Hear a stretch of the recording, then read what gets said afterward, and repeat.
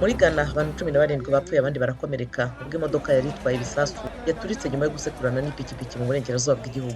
Amerika izakomeza gufatira imfashanyo ya Sudani kuzageza abayobozi ba gisirikare bahagaritse kwica abigaragambya na guverinoma ya gisivili igasubira ku butegetsi. Byaraye bivuzwe n'abadiplomate babiri ba Amerika.